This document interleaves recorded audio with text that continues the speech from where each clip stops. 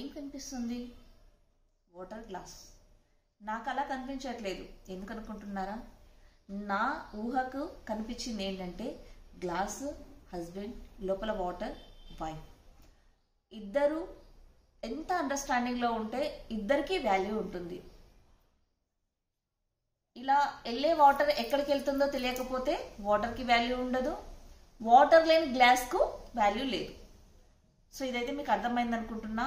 ఒక వైఫ్, ఒక హస్బెండ్ ఇద్దరు కూడా ఎంత కలయికగా ఉంటే వాళ్ళ ఫ్యామిలీ ఎంత హ్యాపీగా ఉంటుంది. ఈ వాటర్ ఎక్కడ వెళ్ళి వేస్ట్ అవ్వకూడదు. మన పిల్లలు, మన ఫ్యామిలీ ఉంటుంది కదా, వాళ్లకు ఎలా అయితే దాహం తీర్చడానికి ఈ నీరు అవసరపడుతుందో, సో మన ఫ్యామిలీకి, మన పిల్లలకి వైఫ్ అండ్ హస్బెండ్ ఎంత బాగుంటే వాళ్ళు కూడా అంత హెల్తీగా, అంత హ్యాపీగా ఉంటారండి. ఓవరాల్గా నేను చెప్పదలుచుకున్నది అయితే wife and husband water glass లాగా ఇద్దరు కూడా కలిసిమెలిసి అర్థం చేసుకొని హ్యాపీగా ఉండాలి.